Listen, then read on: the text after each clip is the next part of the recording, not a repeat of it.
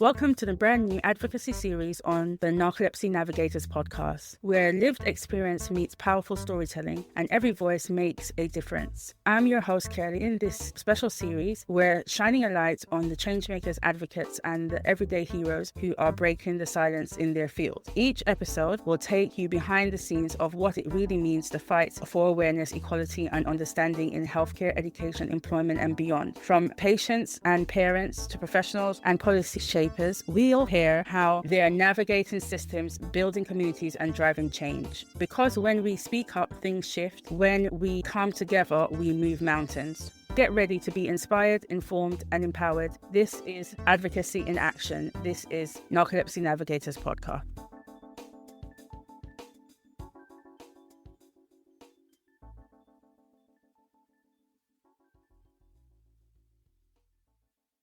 Hi everyone, welcome to Narcolepsy Navigators. I'm Kerly, your host. I have narcolepsy type 1. I'm Christine, your co-host, and I also have type 1. And today we're here with Michelle Chadwick from Brisbane, Australia, and she has IH. Welcome to her story. Hi Michelle, how are you? Hi, I'm good. How are you? Yeah, I'm okay. How was your weekend? Weekend was good, but quiet. It got quiet. Yeah, sometimes you need that extra rest. And Christine, how was your weekend? Yeah, it wasn't bad. I was actually at a festival on Saturday. Just part of the day, so got my nap in and stuff first. But it was like dance music, so it really kept me awake. Oh, it's actually really good. That's good. What about you? I can't remember the weekend now. I do remember Monday though. I just finished hairdressing school, so I went to do some training at a salon. My mum was my sort of guinea pig, and it was like the worst narcolepsy day ever. It was like 28, 29 degrees, and then the narcolepsy just took hold. We were there from 11:30. I got home at 9 o'clock. So I probably stood for 7 hours, but I had to keep sitting probably every half an hour. It was just so bad. I'd do 2 lines and then I'd be like, I needed to stop and nap. It was absolutely ridiculous. And I had 2 Red Bulls, and still I was like, I don't know what's happening, but my body was just like, nope, not today. Do you find that, Michelle, with the heat makes your IH worse? Yeah, anything that is either too hot or too cold, any extreme can make the managing symptoms more difficult. Yeah, it's difficult to get that balance, because I know I was excited for summer and the heat, and then it's now a bit too much. But I know when winter comes, it's going to be very dark and cold, which is going to make me sleepy in a different way. So yeah, no winning. Yeah. That's true. The cold can certainly make it difficult to get out of bed, that's for sure. Yeah. Definitely. And it's been a bit cold here recently, so yeah, I'm looking forward to warmer weather. Oh yeah, because I forgot, when we're having our summer, you're having your winter, so you're in your winter now. Yeah. Okay, so hi everyone. I'm going to read Michelle's bio. Michelle Chadwick is a global advocate for people living with sleep disorders.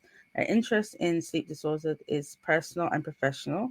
She lives with idiopathic hypersomnia, a debilitating and often misunderstood neurological sleep disorder. Michelle's lived experience has shaped her passion, long-standing commitment to improving the outcomes for people with central disorders of hypersomnolence. Driven by her desire to address the lack of awareness, support, and research for IH, Michelle founded Hypersomnias Australia in 2013, the world's first non-profit dedicated to idiopathic hypersomnia. In the same year, she created the Global Idiopathic Hypersomnia Awareness Week. She also established the Idiopathic Hypersomnia Patient Registry to address the critical lack of data on the condition in Australia. Michelle has a strong interest in health promotion, particularly in relation to reducing stigma, improving diagnosis, and advocating for access to better care and treatments. She regularly collaborates with researchers and institutions to ensure the patient voice is integrated into the study design, ethics, and dissemination. Michelle co-authored a 10-year analysis of Australia IH patient registry and has participated in international expert working groups to develop census on patient reporting outcomes and measures.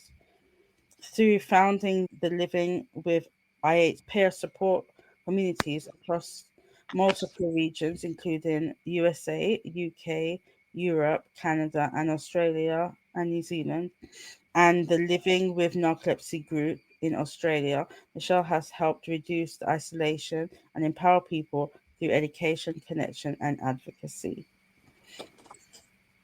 A chair of Sleep Disorders Australia and a member of Australian Sleep Association Disorders of Central Hypersomnolence Working Group and the Global Sleep Consortium Expert Working Group, she remains committed to contributing to meaningful research that improves our understanding of these complex conditions. Michelle has spoken at numerous events and government hearings to raise awareness and improve the outcomes for those living with sleep disorders, particularly central disorders of hypersomnias. She has also been featured in publications, which you will see in the show notes, so you can check them out. And welcome to her story. Welcome, Michelle. Thank you for having me.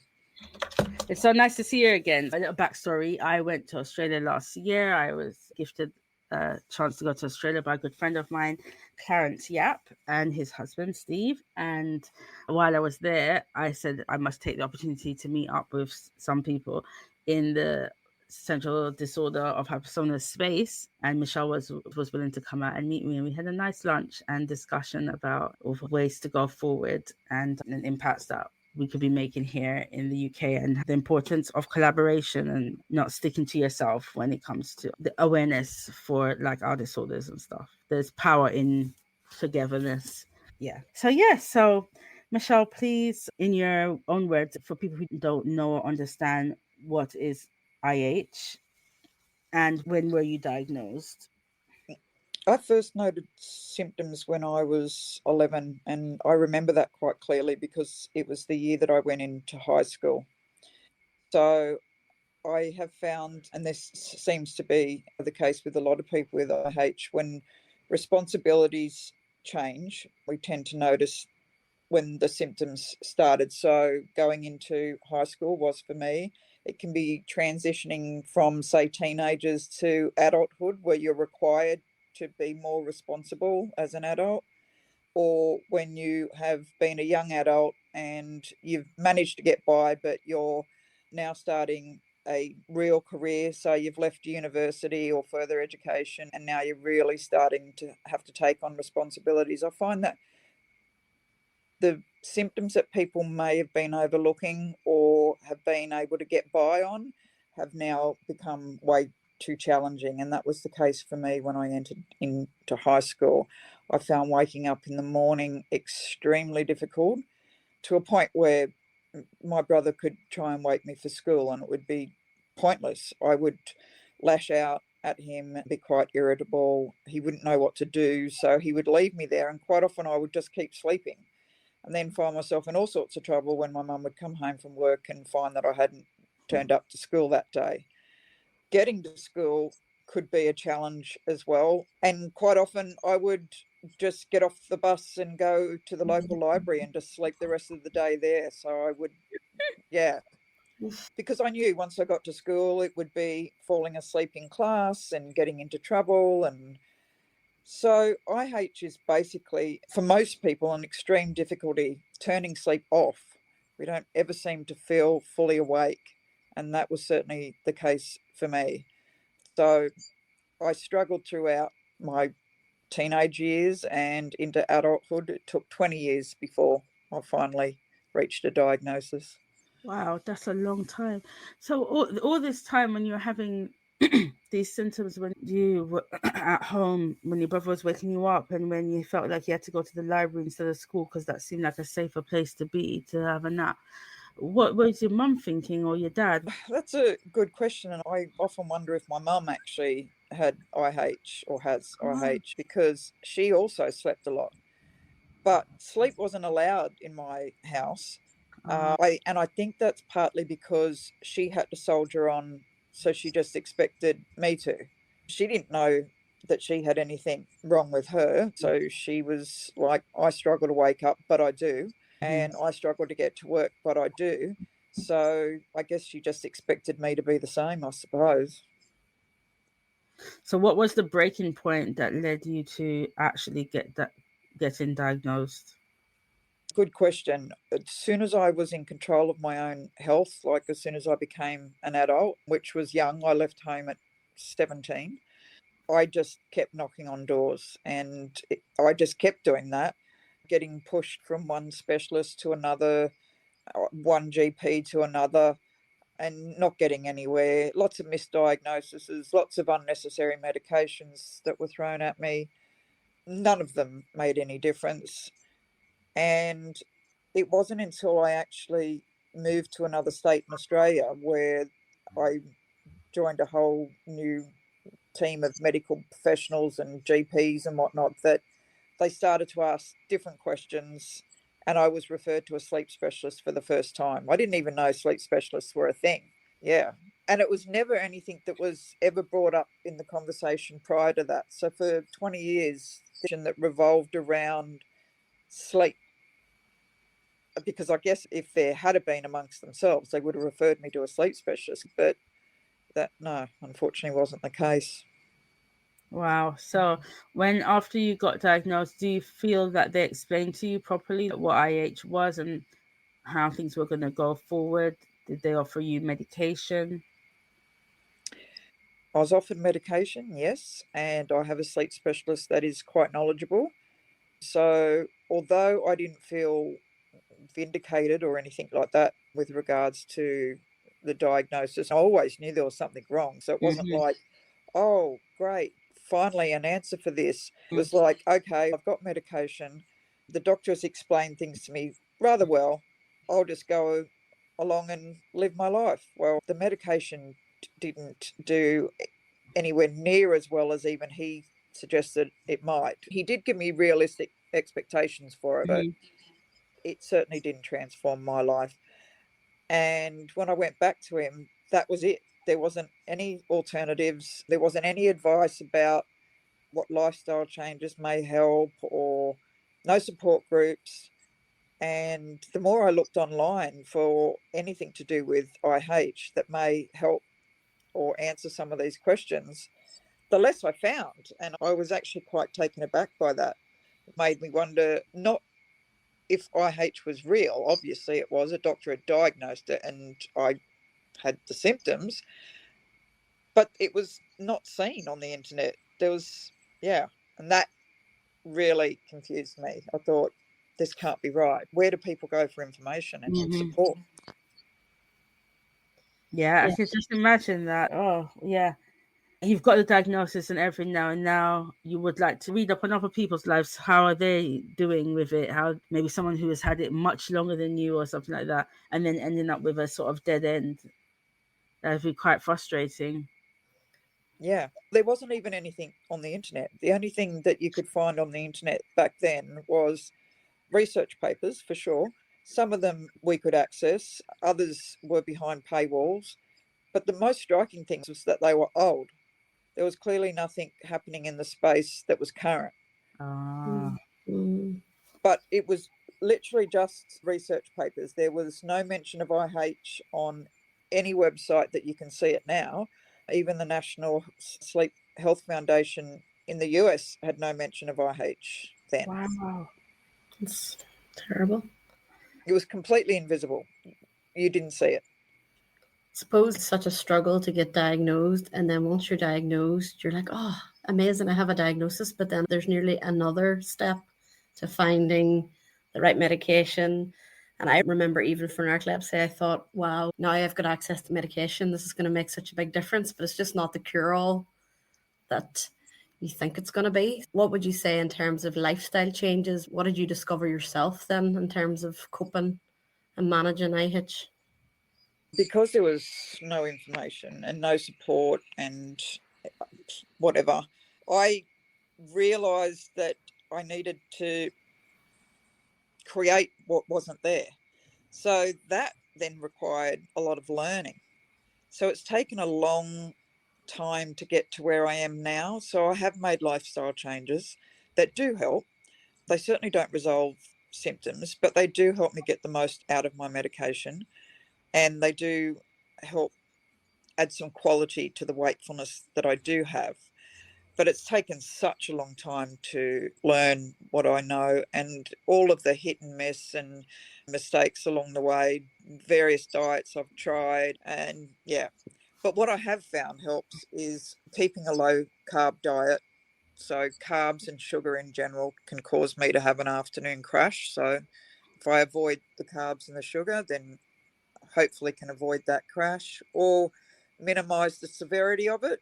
And that's pretty much what the lifestyle changes for me does, is just minimize the severity of the impact that the symptoms are likely to have. But that's the problem with IH. You never know what one day is going to be like from the next. So it's very hard to make these changes or to continue on a new lifestyle path when you don't know how you're going to be from 1 minute to the next, much less one day to the next. So, obviously things like exercise, yep, that works. But what happens when you're too exhausted or too tired or physically asleep to exercise?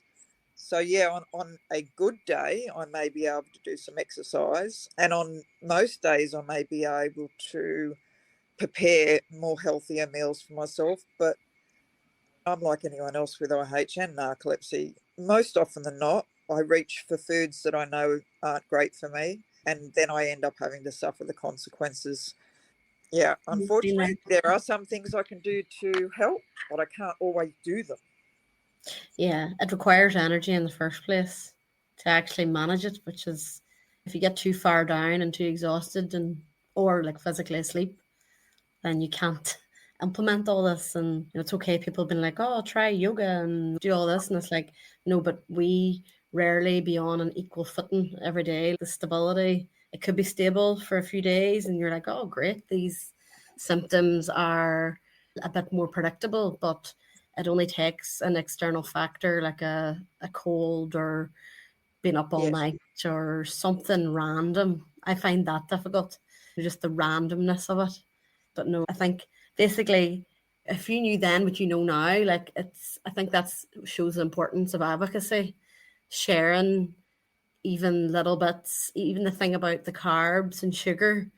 Like I remember discovering that, and that makes such a big difference. But you don't know that whenever you've never been exposed to any information at all. It's very much like, here's your medication, good luck.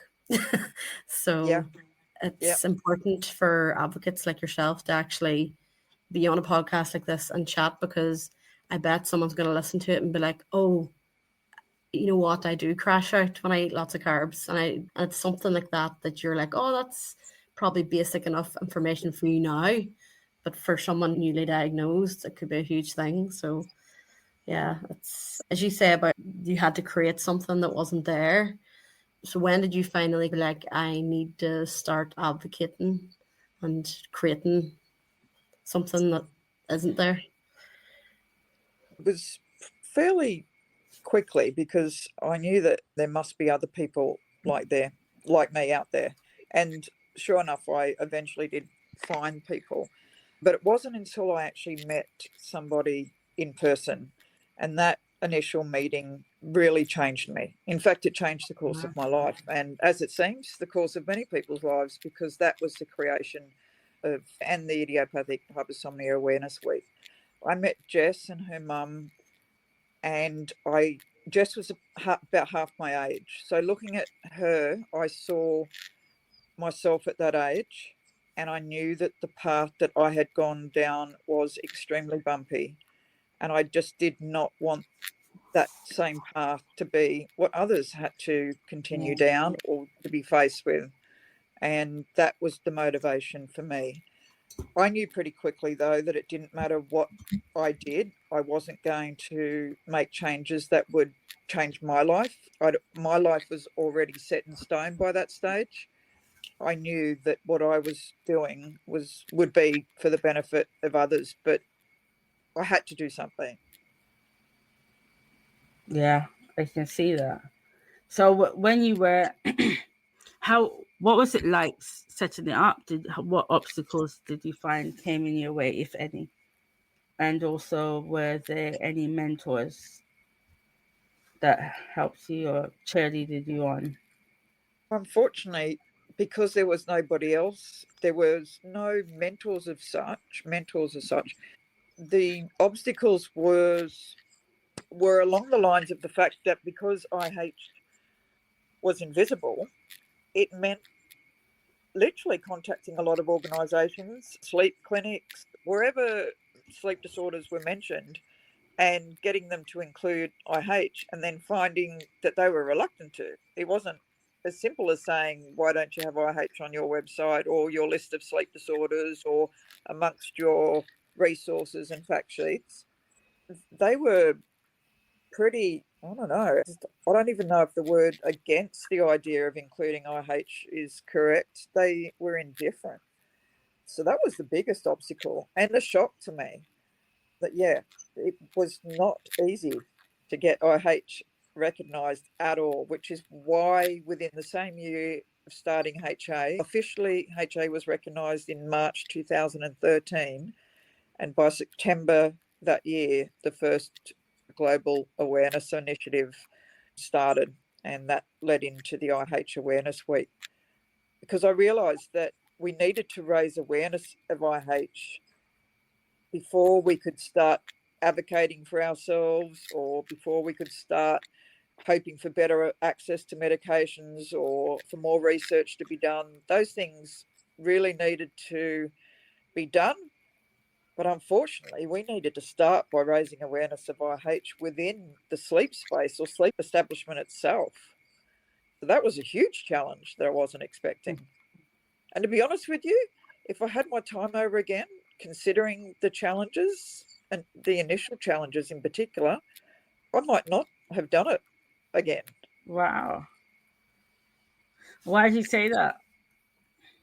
They were huge. It was insulting, to be honest. The stigma attached to IH still exists to this day.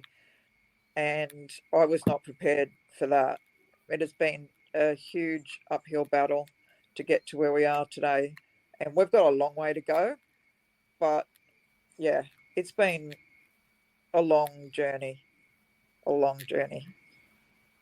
It is so frustrating when you tell someone that you have this disorder and then you're met with insults or just real ignorance, and it's trying to turn that anger into something useful, but it can be so hard sometimes because there is such a stigma. One question I had before this is, and I'm sorry if this does come across ignorant, what is the difference between IH and narcolepsy? Is it the absence of cataplexy, or is there more to that?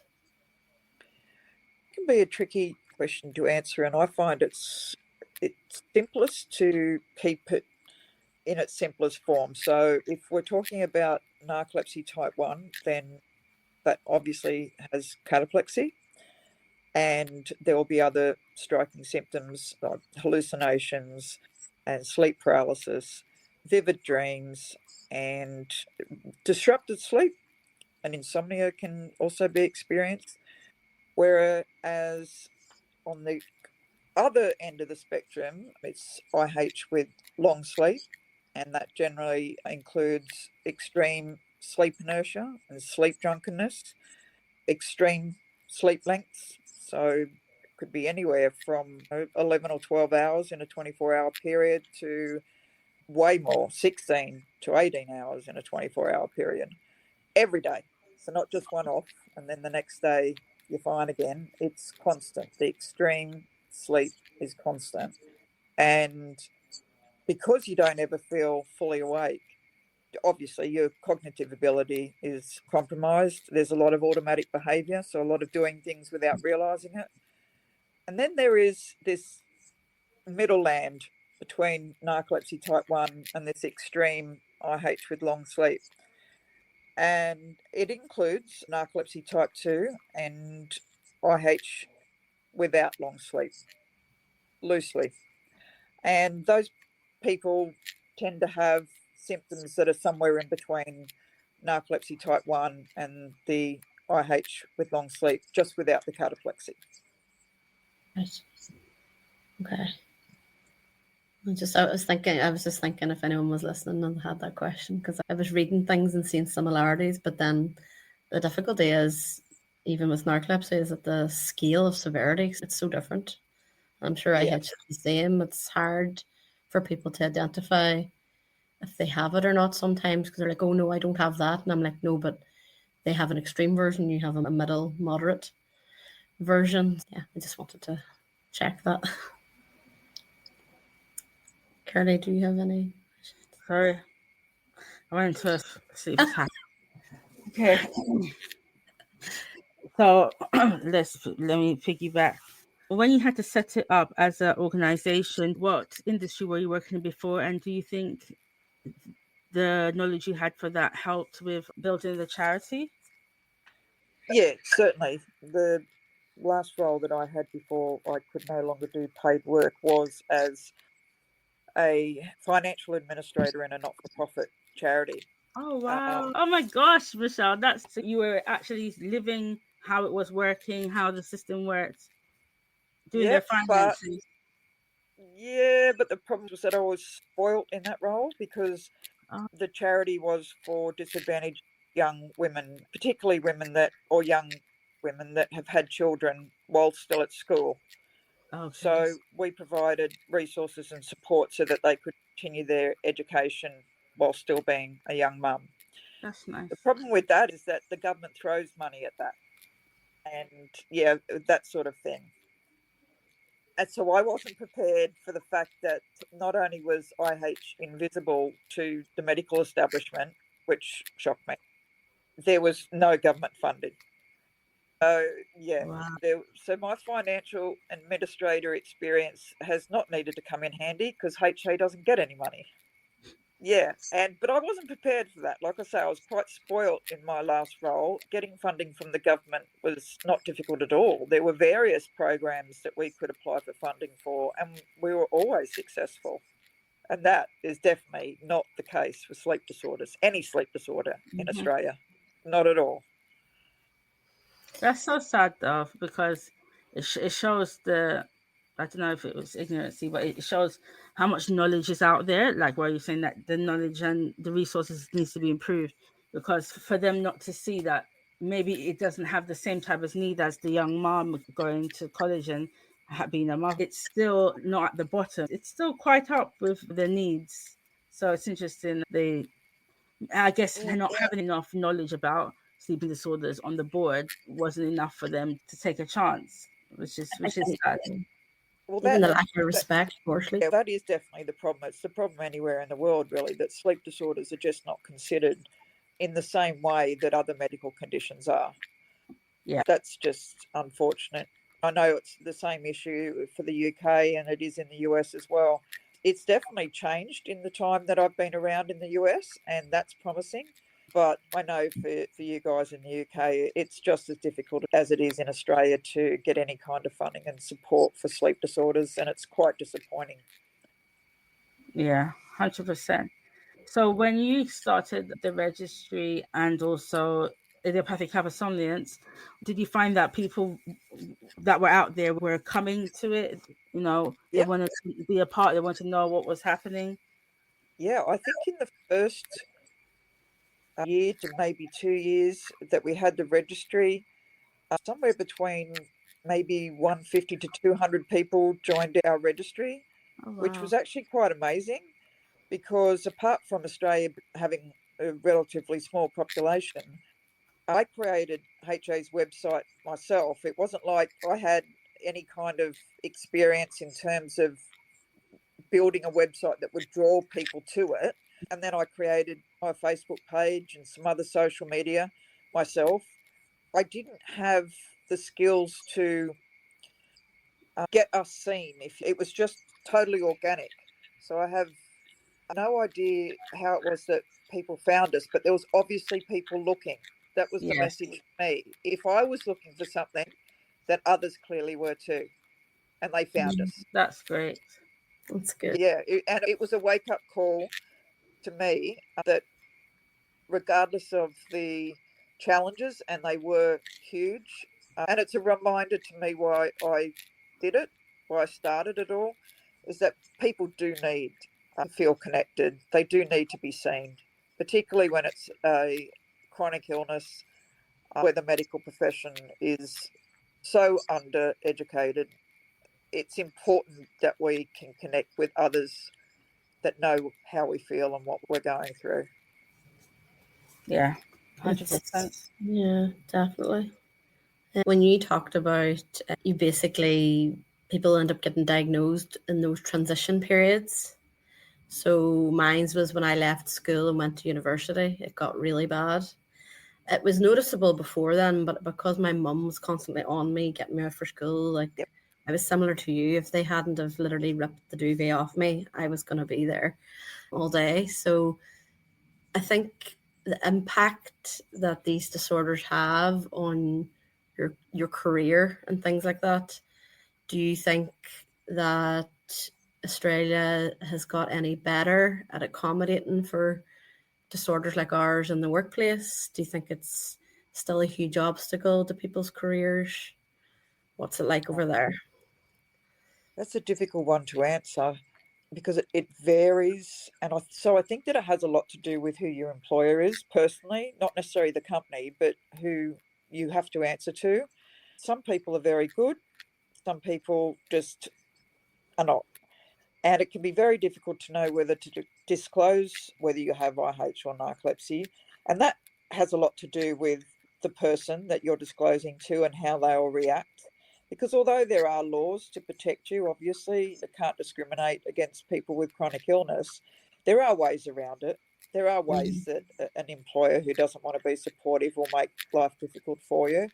And if you're lucky and you've got an employer that is very supportive, then sure, you may feel inclined to disclose your condition to them. So I don't know if the situation is any better or worse in Australia. Like I say, we have laws to protect us, but they don't always. As one thing I do know though, and it goes back to what you're saying of if I knew then what I know now, I come across a lot of people throughout the world who have pushed themselves to finish a university, to obtain a degree, and they can't do the work that their degree.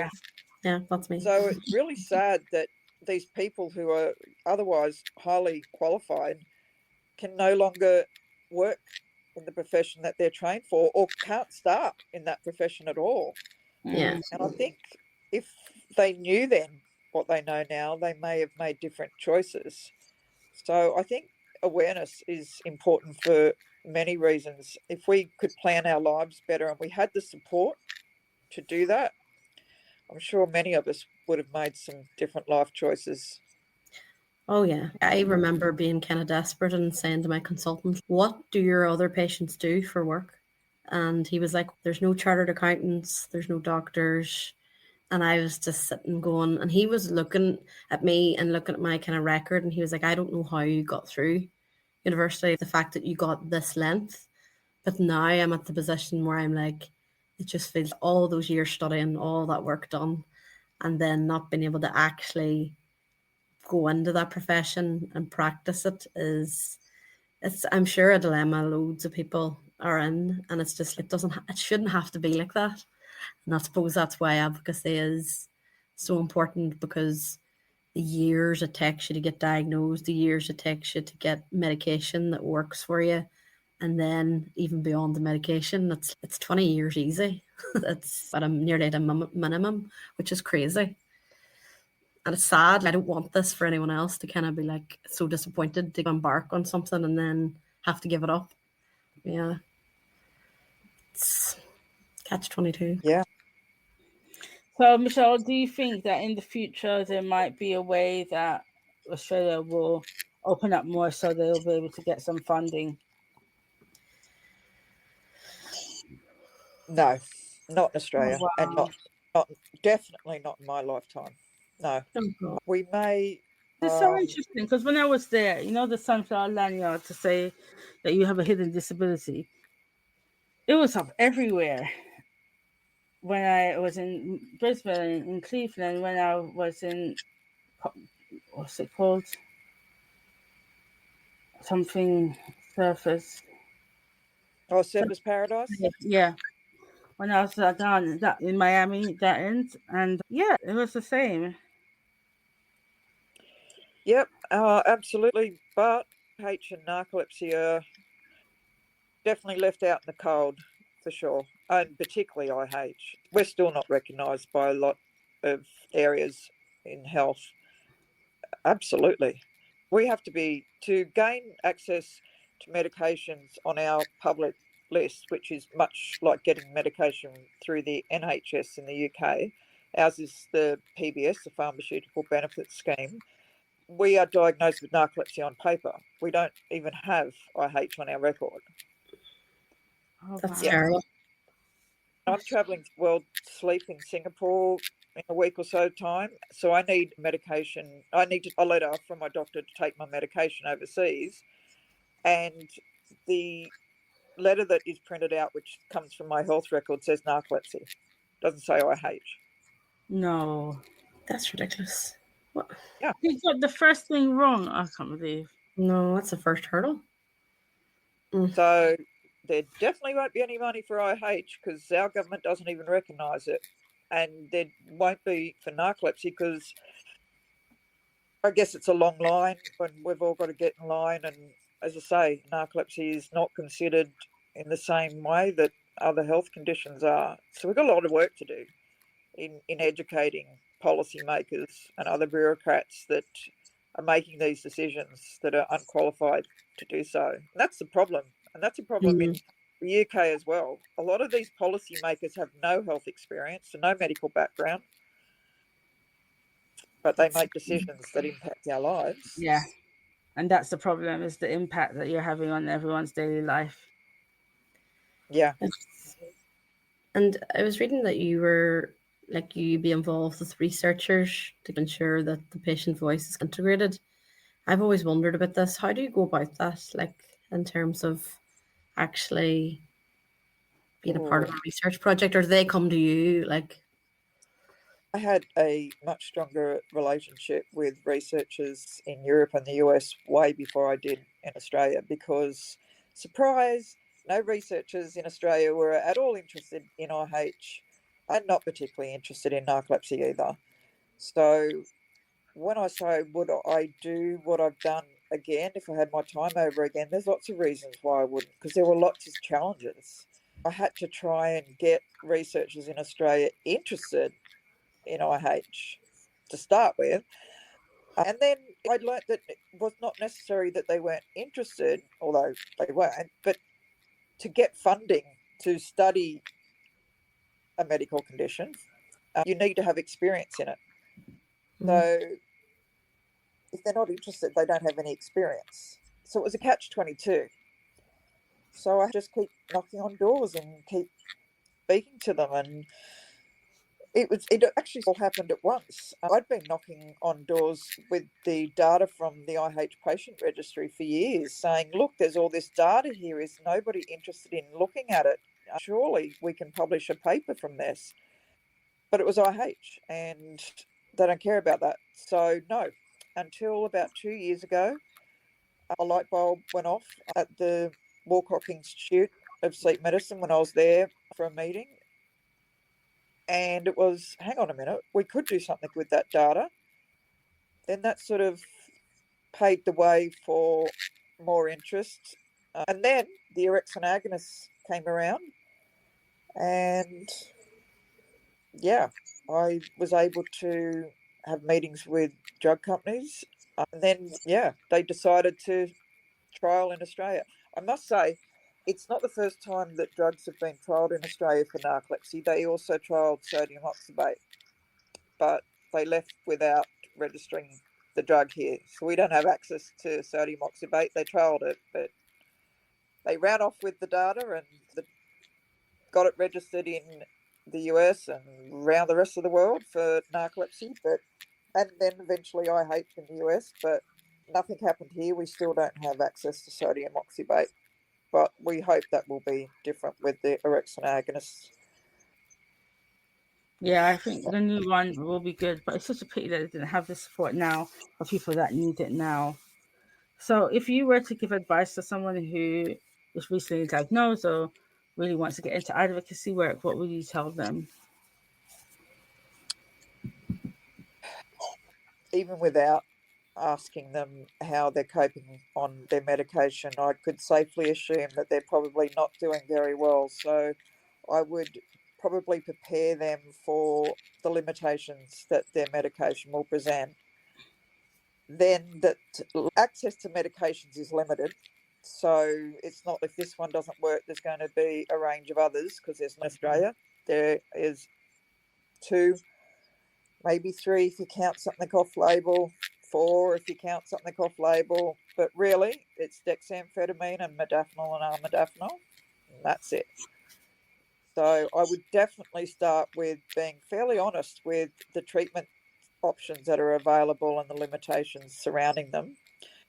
And then the good news is that there are people out there that do know how you feel and do know what you're living through, and make connections with those people, because it will be important. I've never met anyone that has met somebody else with IH or narcolepsy and hasn't been glad that they've done so. Yeah, That's that true. would be probably the best part of the advice, because it's never nice hearing that there's medications not much good and that there's not a lot of options out there, but it's the truth, and people do need to have that reality. As I say, the good news is that there are communities now that you can reach out to. Yeah, which is good. I'm so glad that you did that. And so what did you have to do, and who did you have to contact in government? I'm assuming it's someone in government, I might be wrong, in order for you to have been able to have the IH week established.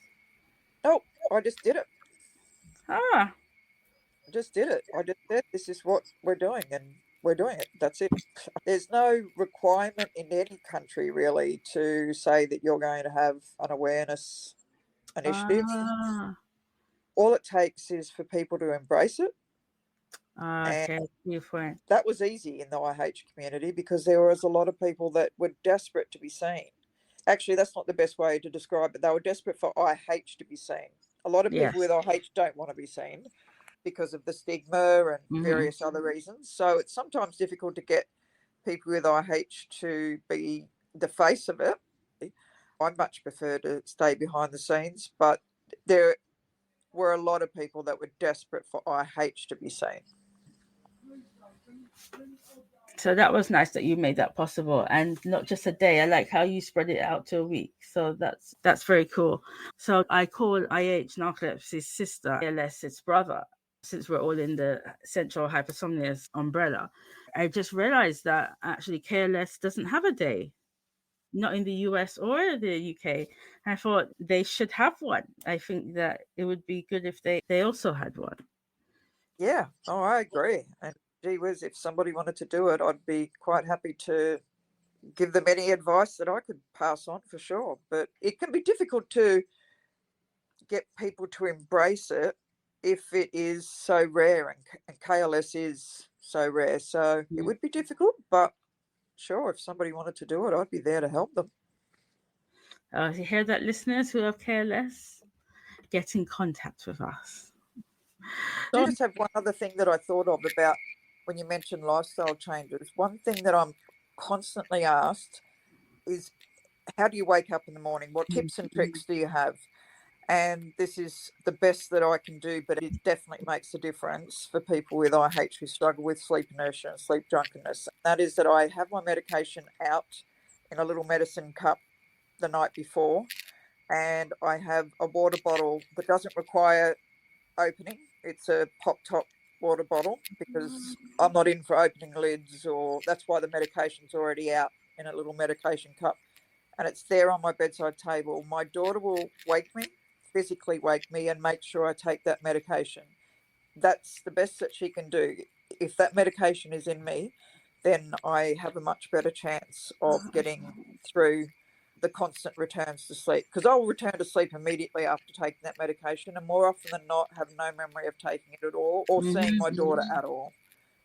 But the key is getting that medication in me, and then that will assist with the rest of the waking up. And then when I can physically safely get out of bed and walk, I go out into the sun, because vitamin D and sunlight is key. That's the next key. So, yeah, providing the weather isn't too bad, I will stand out in the sun for 5 to 10 minutes, sometimes longer if I can, but definitely as often as I can, I'll do that. I must try that one. Yeah, the sunshine one, yeah. I need to work on that. Like, I forgot to take I got up at 7, and then I fed the cats, but I hadn't eaten yet, and because I knew I would be more sleepy, which is a good thing I didn't eat, because I was sleeping here. So imagine if I ate, but I thought I took my meds and I didn't. And then as you were saying that, I was thinking, oh yes, I didn't take them yet. Yeah. Yeah, I actually take my glasses off, and because my glasses have a tendency to transition with a bit of a tint on them outside, but I take my glasses off and I don't look directly at the sun, but because it can be quite bright in Australia, particularly in summer, but I do look towards the sun. I usually lean on my pool fence because I'm still struggling physically to be upright. I'll stay there for as long as I'm comfortable, and then I'll come inside and start my day. The next key is coffee, but that's just a personal thing. No, that's really good advice. I think I sometimes see if I delay getting outside or I do something else, then I forget. I'm like falling asleep. I'm like, oh, but yeah, that's really useful advice. Get the medication in you and get outside. Yeah. Definitely. For sure. That it's not foolproof, but it's definitely helped me over the years. Yeah. Michelle, thank you for coming on Narcolepsy Navigators. We have one more question to ask you. Christine, would you like to answer the red button question? Oh, if you could press a red button and take away IH, would you? Oh, that's actually a difficult question. If I was just somebody with IH, I'd say yes in a heartbeat. But I've now met so many wonderful people. Yeah. No. Oh, God, that's a hard question, because I've met so many wonderful people all over the world. Yeah. Oh, gee, I don't think I can answer that, because all of those people wouldn't be in my life. Yeah. It's okay. I can't do a yes or no either. So mine's like a partial response. Yes, not for now. Some people that have changed my life and Yeah. made a significant impact on my life for the good. We like to end the podcast by saying happy napping, everyone. 1, 2, 3. Happy napping, everyone. Happy napping, everyone. Thank you so much, Michelle. It was very nice meeting you, Christine. Thank you. You too, Michelle. It was lovely to meet you.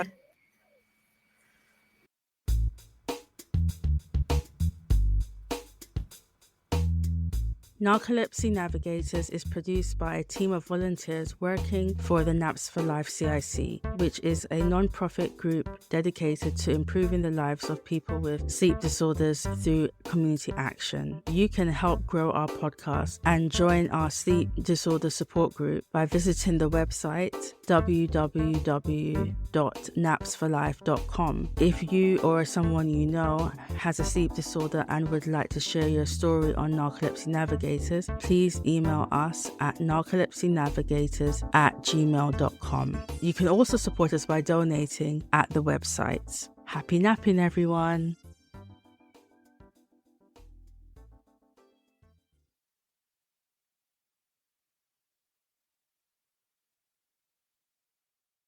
Narcolepsy Navigators is excited to announce our new Patreon and merch store. You can choose to support us monthly via Patreon and receive bonus content from our Advocacy and Medical Series, as well as a shout out on the show. Subscribing to our Patreon will allow you to have access to Narcolepsy Navigators Discord server, where you can chat with other navigators, find support, and ask questions to be featured in future bonus episodes. Higher tier supporters can also receive Patreon merch, or if a monthly subscription is not in your budget, you can check out even more merch on our website, www.napsforlife.com. This week, we would like to have a shout out to our very first Patreon supporter, Katie, and our second Patreon supporter, Jane Powell. Thank you very much for your support.